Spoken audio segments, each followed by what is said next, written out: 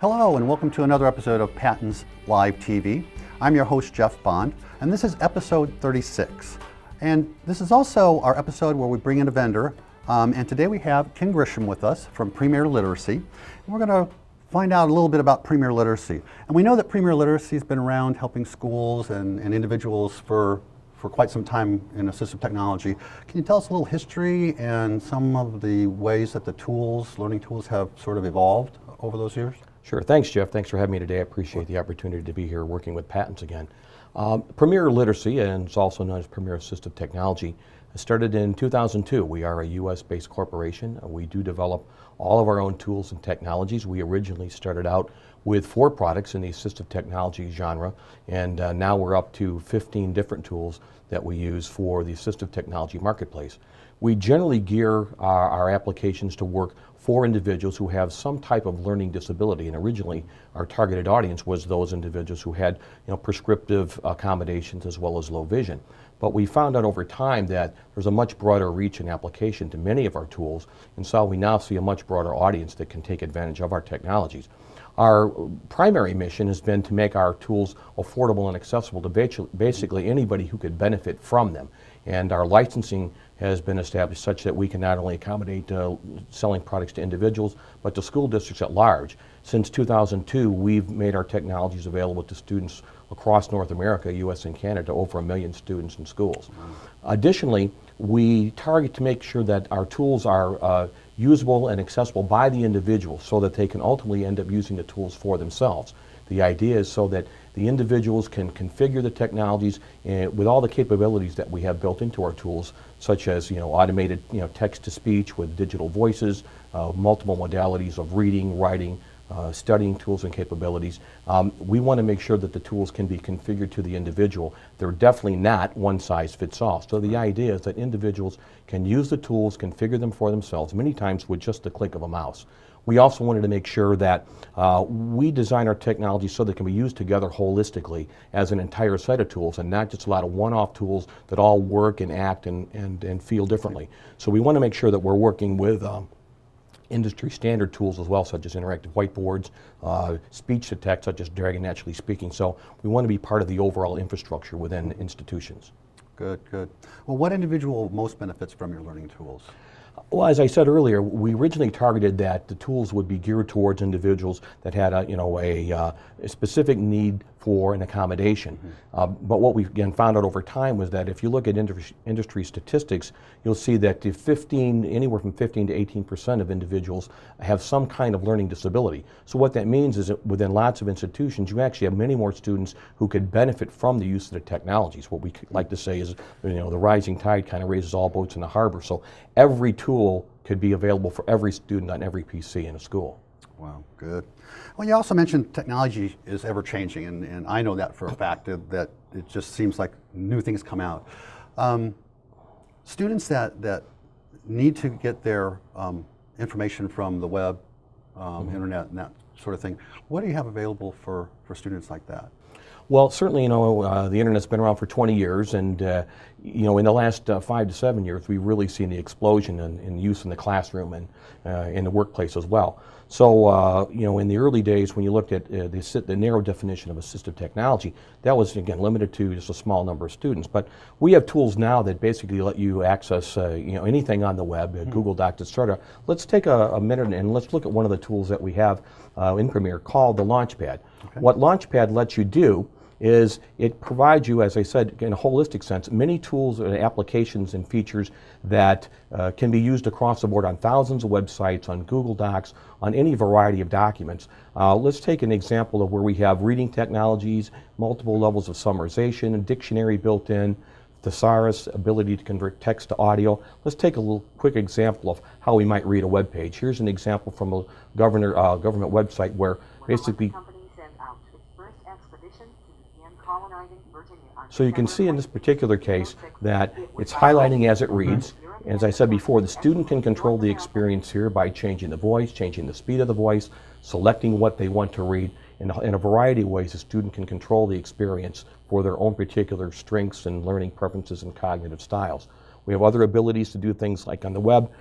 You know that it's easy for students to maybe encounter a word that they don't understand. So if I don't know a word, like in this case intrusion, I can go over here, highlight a word, and basically pull up a definition of the word intrusion, okay? Where, in other examples, you might not have a tool that was readily available to you. Here, you have a tool that's right at your fingertips. So the idea is to make the technologies available at your fingertips so you can do whatever you need to do within the internet environment. And again, this also works with Google Docs as well.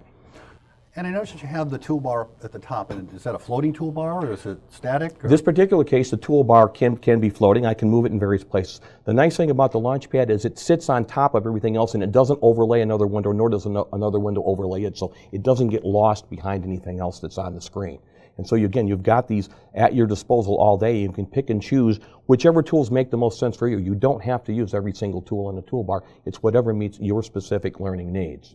So that toolbar then is customizable for the student? Customizable for the student as well, that's correct. And like I say, you can also do text to audio. So I have dictionary lookup. I have the ability right now is another good tool that allows us to basically write into forums like Facebook and Google Docs, online job applications, where you have information. There's no editing capability, but you need the ability to type into and basically a free form scratchpad area where you want edit capabilities to be able to submit stuff on an open forum in the internet. What's the best application to use when you're working with traditional documents or electronic books or even creating new documents? Well, we also have, in addition to this, the Launchpad, you have desktop tools that give you a whole variety of capabilities for reading, writing, and studying. One of the very best tools that we have is the talking word processor. Although it sounds like it's geared towards specific word processing, it is a fully functional word processor, much akin to Microsoft Word. In fact, the documents are compatible, and one of the things about Premier overall is we work with industry standard documents, so I don't have to have any other applications open from other vendors. I work directly within the format. In this particular case, you can see we have a whole raft of capabilities and features that are built into Talking Word Processor. So you have things like dictionaries and spell check and word prediction all built right in here at your fingertips. So again, all I have to do if I want to read this, I click into the document, and if I'm able to hit the read, you can see it tracking as it reads. And I can control the reading modalities in multiple ways.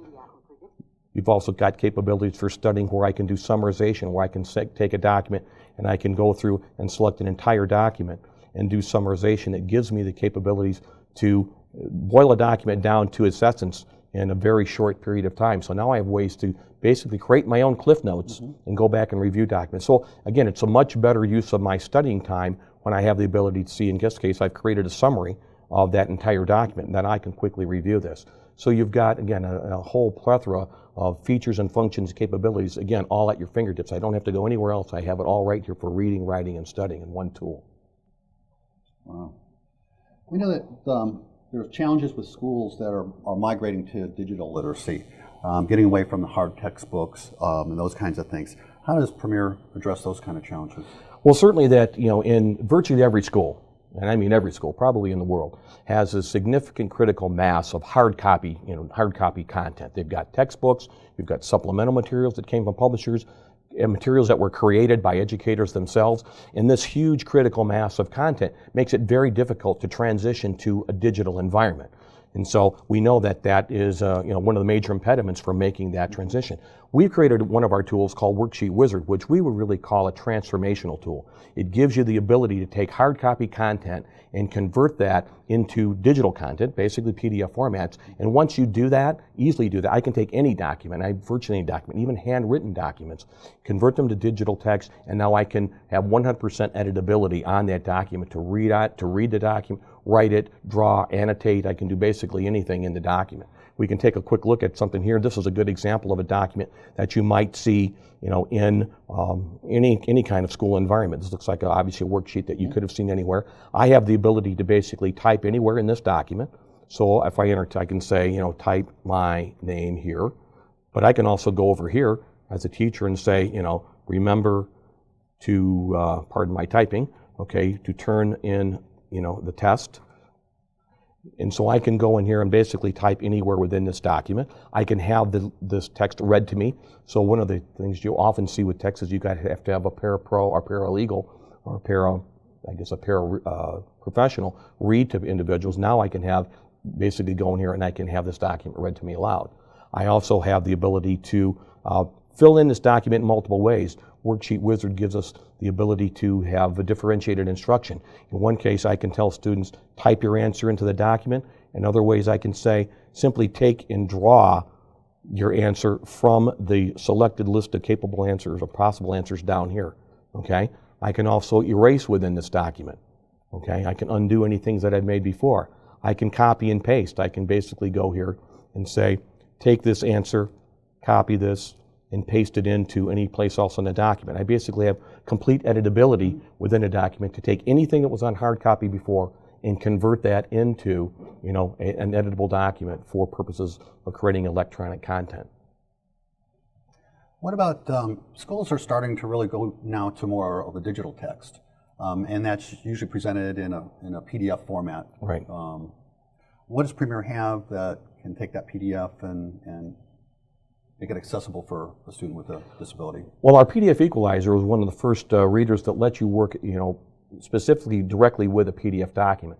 So many publishers today will provide you with either a PDF version of a textbook or supplemental materials right from the publisher when you buy it, or you can easily request that. The beauty of PDF Equalizer is that I don't have to run through any conversion procedure of any kind. I can basically take the document as is, open up and read it and work with it directly. I can annotate it, I can draw within it, I can highlight text, I can extract text to you know, accessible format. You can do a variety of things with PDF Equalizer and work directly within a document without any conversions that are required.